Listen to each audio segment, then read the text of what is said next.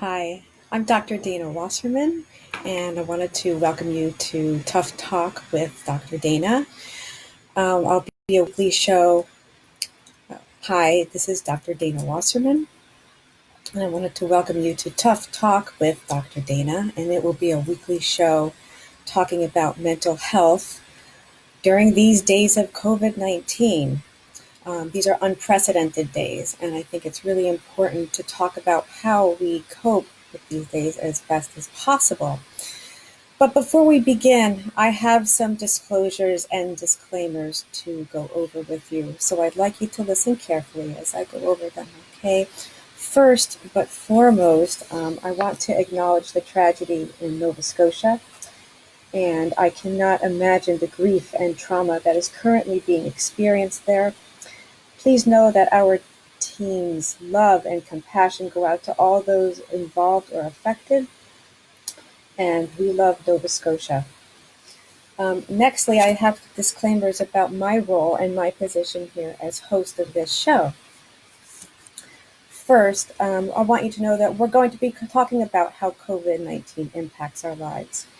And I want you to know that some people are enjoying staying at home. They're just kicking back and enjoying themselves, whereas there is, at the other end of the spectrum, people who are truly having a difficult time, and then every marker in between. This is new territory for all of us. I include myself in that.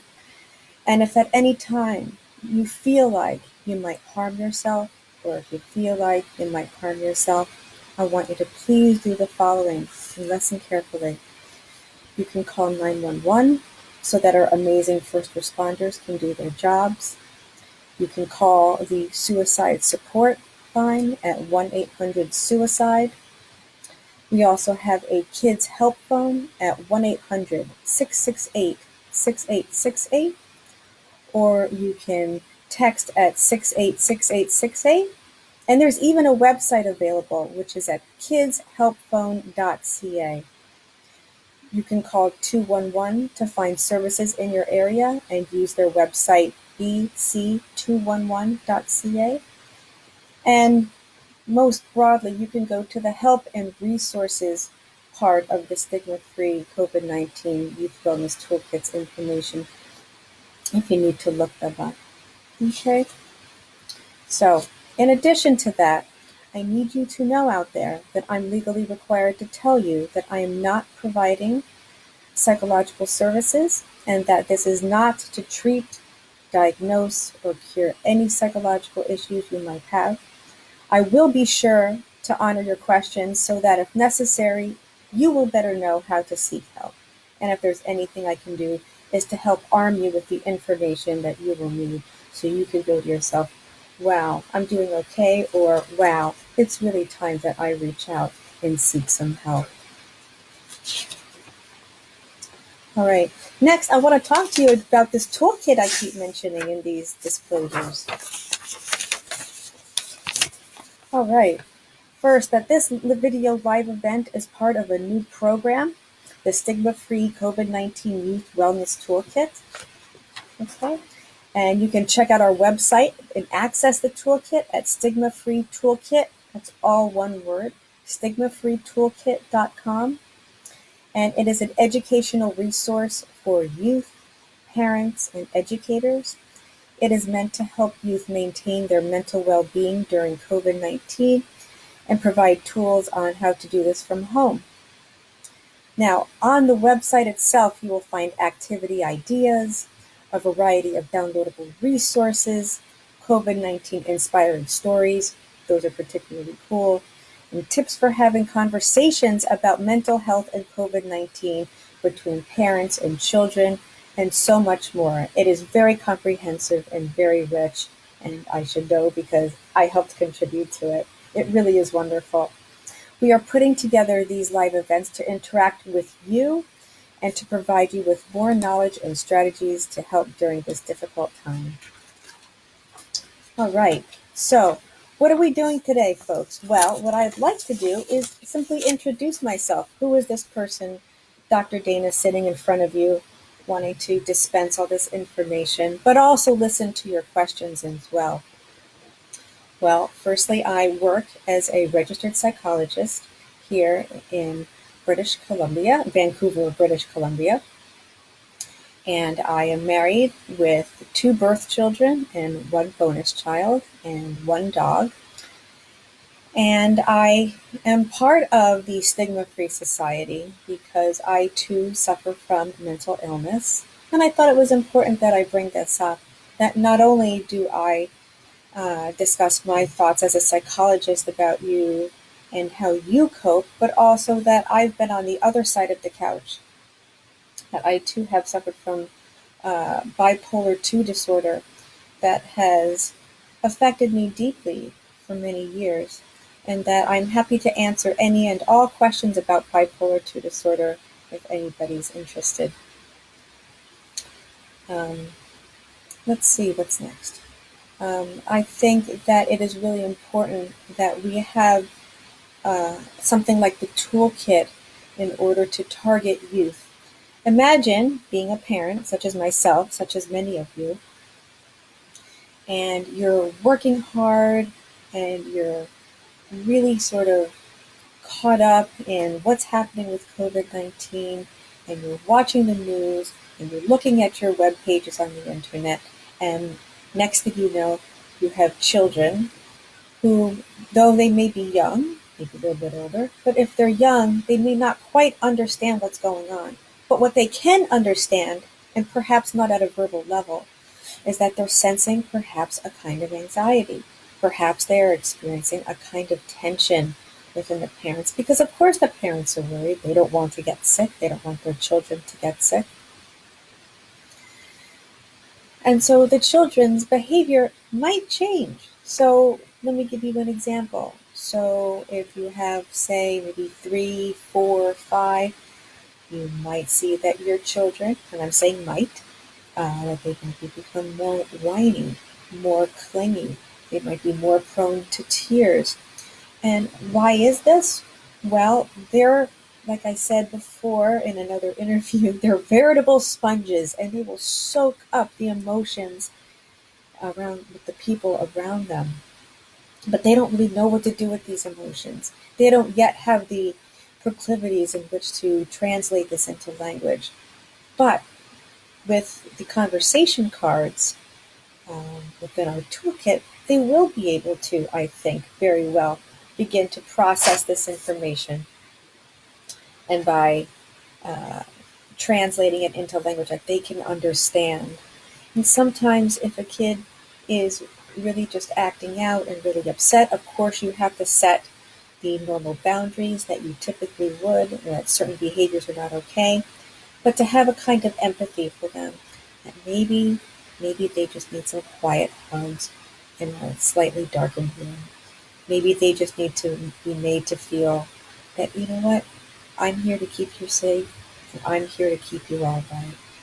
It's very, very complicated because we're juggling so many things at once. So that's one of the topics that I'm really interested in discussing, are how parents are dealing with their children during COVID-19. Some of the other topics I'm interested in talking about, and please chime in if you have any other ideas, would be just the general effects of COVID-19 on our psychology. Many to most of us are isolating right now. And if you don't think that this kind of isolation doesn't have an effect on our basic psychological functioning, you would be wrong. It really does. I read a fantastic article by a researcher who said that this kind of isolation that we feel is not unlike astronauts being in a spaceship for a long period of time. You might be with other people, but you're really isolated. And some of the symptoms he mentioned might be forgetfulness, feeling slower than usual, maybe feeling kind of sad, even perhaps a little depressed. All of these are normal, and I think it's really important to examine them, because this gets me to the next idea that we have, is differentiating what are some basic emotions, strong emotions, differentiating them from what are the burgeoning symptoms of a mental illness. They are on a continuum, and I think it's really important to begin to examine them. That's something I'd like to do. I'd like to talk about the impact of tolerating uncertainty. That each day we wake up and we don't really know what's going to happen. We know we're in quarantine for a while, but for perhaps the near future, we don't know what's going to happen. And that can have a real impact on us. That's something I'd like to discuss in future shows. We have to deal with the impact, dealing with the fear of becoming sick and the anxiety of, oh my gosh, what if, what if? And how do those what ifs go from worry into something more serious like an anxiety disorder? Can that happen? Number one. And number two, if so, what do we do about it? There's another topic for us to discuss. I'd like to talk about managing your mental health during COVID-19, and this is including children. The mental health management lists in the toolkit, I think, are incredibly helpful for our youth and our teens, and even parents can benefit from that because they'll be able to help um, generate some ideas for their kids, like how are we going to deal with this? How are we going to be stuck inside another day and feeling perhaps separated from our friends? Well, one example is to make sure that your child or your teen has access through online platforms such as Zoom, where they can talk to their friends. And, we might be socially distanced, but we don't necessarily have to be socially isolated. And I think that's really important. And then, since anxiety seems to be a real concern during COVID-19, and there's so much to worry about, of course. How do we manage that worry? How do we manage that anxiety? And so I'd like to spend an episode talking about what's called the relaxation response. And these are ways that we can calm ourselves down, both physiologically and psychologically, so that we are not prone to these surges of panic and worry. But we do have tools now in our hands to help calm us down. Again, I want to talk about emotions during COVID-19 and what's normal and what's seemingly a concern, not just with parents, but also in children and the changes that you might see. I can tell you right now, you're going to see changes in people's emotional responses to this, and they're going to be extremely individual. Let's see, for example, I know that if I don't have my set routine of waking up, taking my medicine, eating breakfast, exercising, I'm kind of a wreck and really kind of unpleasant to be around the rest of the day. So it's very important for me that I have a set routine, something that I can look forward to each day, and that works for me. Of my two children, one of them has the same need. She needs to have the routine. She needs to have it all put together. The other child, she doesn't need to have it at all. She sleeps in, she gets up, she does her thing, and she's just fine. In fact, she hasn't even complained about going outside, whereas my other child, the one who needs routine, desperately wants to go outside and desperately wants to play.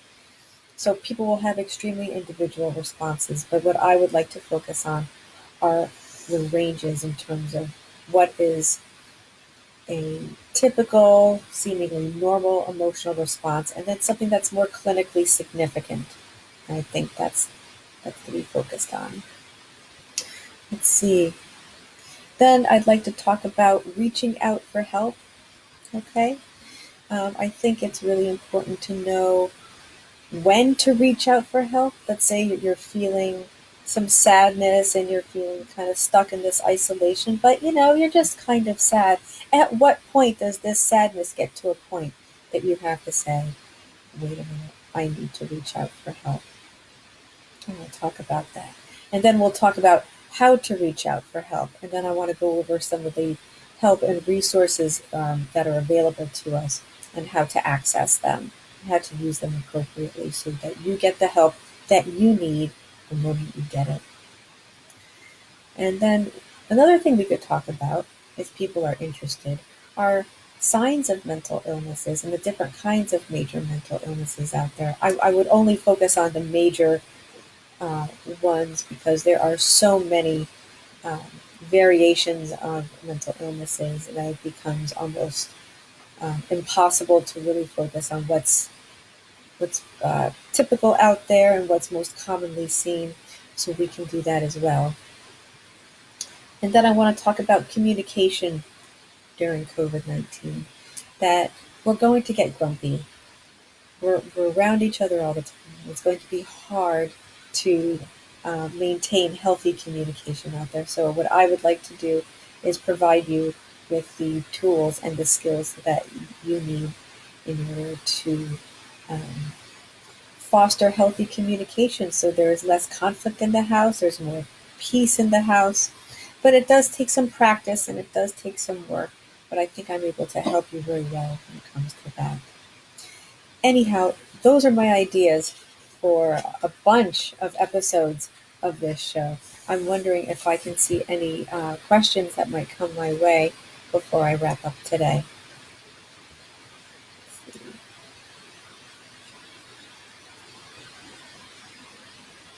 Let's see.